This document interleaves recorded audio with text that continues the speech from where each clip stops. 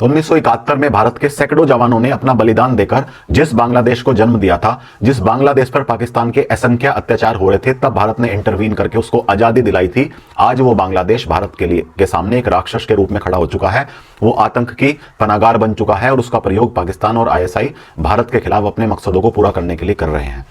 दरअसल बांग्लादेश में एक ऐसी व्यवस्था स्थापित हो चुकी है जहां पर लोकतंत्र के बजाय कट्टरपंथियों, दंगाइयों और अराजकों का राज स्थापित हो चुका है। और हाल की घटना से साबित भी होता है। मैं आपको ऐसी घटना कल से लेकर आज तक बताता हूं जिसके बाद आप क्रोध से भर जाओगे और आप सोचने पर मजबूर हो जाओगे कि जो लोग अपने ही देश के इतने एहसान फरामोश लोग हैं कि वो जिस देश ने उसको जन्म दिया था उसका एहसान क्या मानते, बल्कि अपने ही जनक मुजीबुर रहमान जैसे शख्स के घर को भी वो फूंक दे रहे हैं। क्योंकि मुजीबुर रहमान 1971 में वो शख्स थे जिसको बांग्लादेश का जनक कहा जाता है। लेकिन आज के कट्टरपंथी, आज के अराजक और आज के दंगाई उस मुजीबुर रहमान के लड़की से एक हसीना को मारने के लिए तुले हुए हैं और वो उनका घर भी वहां पर जला चुके हैं। हाल की घटना शुरू होती है जब स्टूडेंट मूवमेंट, पिछले साल पाकिस्तान में स्टूडेंट मूवमेंट के नाम पर दंगे शुरू हुए थे और उसके बाद उसके नतीजे में उन्होंने हिंदुओं को टारगेट करना शुरू किया था। वहां पर सैकड़ों हिंदुओं पर हमला हुआ, उसका विस्थापन हुआ। तब भारत का इकोसिस्टम नाच रहा था कि ये स्टूडेंट क्रांति है बांग्लादेश में।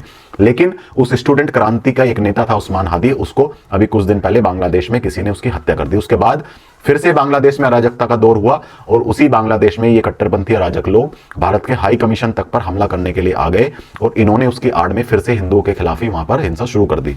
उस हिंसा में कल इन्होंने अपनी सभी हदें पार करते हुए एक मजदूर को पहले पीट पीट कर उसकी हत्या कर दी और उसके बाद पेड़ पर उसके शव को लटकाकर उसको आग के हवाले कर दिया। उसके अलावा भी इन्होंने बांग्लादेश में 2 बड़े अखबारों के दफ्तरों को आग के हवाले कर दिया। तो ये है इनकी स्टूडेंट क्रांति। और ये बांग्लादेश आज भारत के लिए ईस्टर्न फ्रंट पर भी बहुत बड़ा खतरा बन चुका है। क्योंकि भारत, अब तक ये कहा जाता था कि भारत को युद्ध की स्थिति में 2.5 फ्रंट पर लड़ना पड़ेगा, चीन, पाकिस्तान और भारत के अंदर बसने वाला पाकिस्तान। लेकिन अब वो 2.5 फ्रंट बढ़कर 3.5 फ्रंट हो चुके हैं। क्योंकि उसमें बांग्लादेश जैसा एहसान फरामोश देश ये ऐड हो चुका है। क्योंकि ये अब पाकिस्तान और आईएसआई के इशारों पर नाचने वाले कुत्ते बन चुके हैं। और इनके नेता कह भी रहे हैं कि भारत से हमारा कोई वास्ता नहीं है, हम पाकिस्तान का ही आज भी ईस्टर्न पाकिस्तानी हैं और हम भारत के 7 सिस्टर जो हमारा पूरा नॉर्थ ईस्ट है, जिसमें उसका अगर एक्सटेंड करो तो कॉरिडोर, सिलीगुड़ी कॉरिडोर आता है जिसको हम चिकन नेक कहते हैं, असम देश है, असम प्रदेश है, बांग्लादेश प्रदेश है, इन पर भी ये कब्जा करने की हसरतें रखते हैं।